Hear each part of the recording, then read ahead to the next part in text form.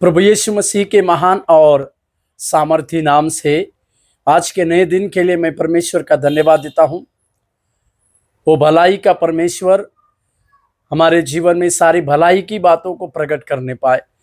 आज का आशीष और अनुग्रह वाला वचन जो मत्ती रचित सुसमाचार की पत्री उसके 24वें अध्याय और 27वें वाक्य को देखिए। मत्ती रचित सुसमाचार उसके 24 अध्याय और 27वें वाक्य देखिए, जहां पर लिखा हुआ है, क्योंकि जैसे बिजली पूर्व से निकलकर पश्चिम तक निकलती है, वैसे ही मनुष्य के पुत्र का भी आना होगा। महासंकट का काल और किस प्रकार से महासंकट का आरंभ होगा और उसमें क्या क्या बातें होगी, इसके विषय में यहाँ पर प्रभु यीशु मसीह इस अध्याय में कहते हैं। अगर यीशु मसीह की बातों को, उनकी शिक्षा को अगर देखा जाए तो दो बातों के ऊपर प्रभु यीशु मसीह ने जोर दिया। पहली, मन फिराने के विषय में प्रभु यीशु मसीह ने जोर दिया, और अपने दूसरे आगमन की बातों के विषय में प्रभु यीशु मसीह ने कहा कि हमें तैयार रहने के लिए भी परमेश्वर की बातें हमें सिखाती है। जरूर परमेश्वर का एक दिन आना अवश्य है। उस समय तक हम अपने विश्वास को थामे रखकर परमेश्वर की बात को जोना, यह हमारे लिए अनिवार्य बातें हैं।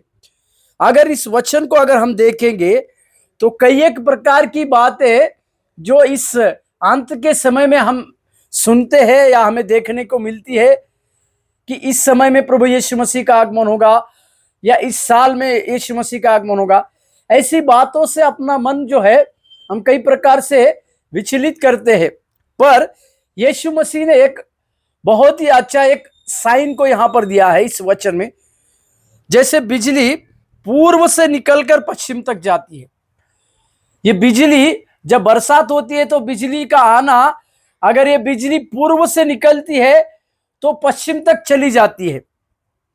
इस बातों को एक उदाहरण के रूप में लेकर प्रभु यीशु मसीह ने अपने आगमन के बारे में कहा कि जैसे हम इस बातों को नहीं जानते कि बिजली कहां से निकलती है और कहां जाती है, पर जब बिजली गिरने के बाद हमें इस प्रकार से पता चलता है कि शायद बिजली पूर्व से निकली है और पश्चिम को चली गई।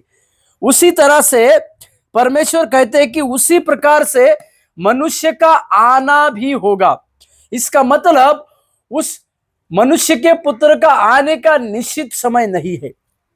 वो कौन से समय में आएगा हमें नहीं बताया गया, वो किस घड़ी में आएगा हमें बताया नहीं गया, पर हमें एक चिन्ह के रूप में प्रभु यीशु मसीह ने जब इस बातों को कहा है तो आपको और मुझको तैयार रहना अवश्य है।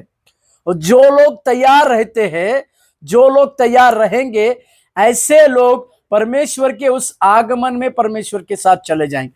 सवेरे के समय में हम प्रभु की तैयारी करने के लिए अपने आप को जुड़े, अपने विश्वास में थामे रहे और विश्वास की स्थिर बातों को अपनाकर हम आगे बढ़ने पाए। प्रभु आपको आशीष दे। धन्यवाद।